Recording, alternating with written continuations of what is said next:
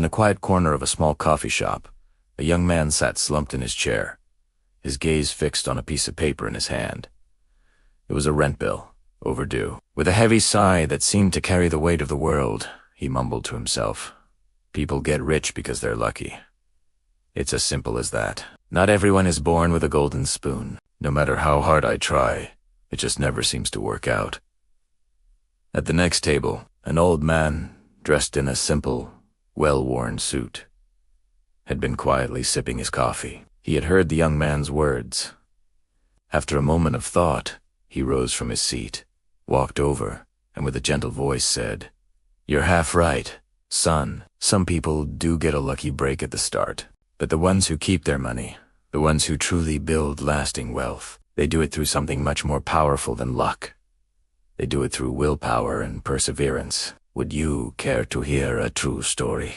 The young man, surprised by the interruption, looked up. There was a kindness in the old man's eyes that made him nod, albeit hesitantly. The old man pulled up a chair and began his tale. Many years ago, I had absolutely nothing. No money in my pocket, no roof over my head, and certainly no powerful connections. I was just a ghost in the city, invisible to everyone. I applied for every job imaginable, from dishwasher to delivery boy, and was rejected from every single one. My clothes were tattered, and my spirit was nearly broken. One afternoon, while I was collecting empty cans from a trash bin just to survive, my fingers brushed against something small and metallic.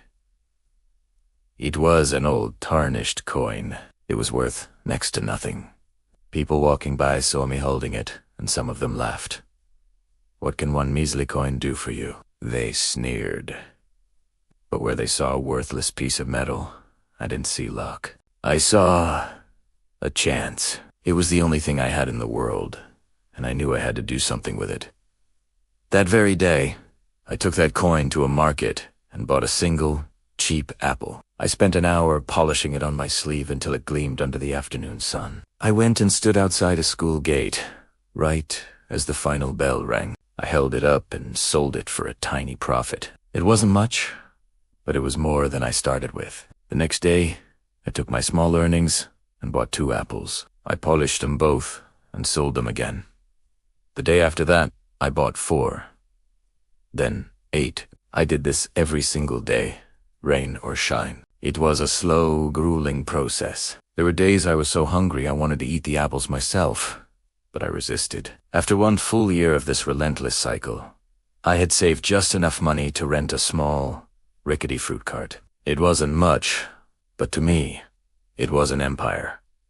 Having the cart changed everything. I could now carry more variety oranges, bananas, pears. I learned which fruits were the freshest, what prices people were willing to pay, and I learned to greet every customer with a genuine smile, no matter how tired I was. My little cart became a familiar sight in the neighborhood. People started coming to me specifically because they knew I sold good fruit and treated them with respect. 10 years after I first bought that single apple, I owned a chain of small fruit stores across the city. And today, the old man paused, a faint smile playing on his lips. I run the largest fruit distribution company in this entire region.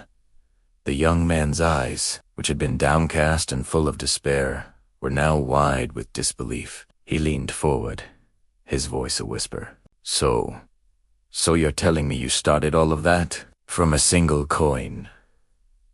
The old man chuckled warmly. "No, son, that's where you're mistaken. I started with a decision. The coin itself was practically worthless. It was just a tool. What truly mattered was my decision to do something with it. I could have used it to buy a piece of candy and eaten it in a minute. I could have held on to it, hoping for more luck to fall from the sky, but I didn't. See, this is the fundamental difference. People who feel poor are always waiting for luck. They wait for a lottery win, a promotion they didn't earn, an inheritance from a distant relative. But successful people don't wait. They create their own opportunities, even from the smallest, most insignificant things. He leaned in and gently placed a hand on the young man's shoulder. His voice became quiet, but firm and full of conviction. Money doesn't come from luck, my boy. It comes from your mindset. It comes from your effort, day in, and day out. And most importantly, it comes from discipline. Discipline to do the hard things, especially when you don't feel like it. It's perfectly okay that you don't have much money right now. Many of the greatest people started with nothing, but what you can never, ever afford to lack is the will to act. The will to take that first step, no matter how small. The young man said nothing. The coffee shop seemed to fade into the background. He looked back down at the rent bill in his hand. But this time, he didn't see a symbol of failure. He didn't see a dead end. For the first time, he saw a challenge. He saw a number he had to overcome. He saw a starting point. The lesson here is powerful.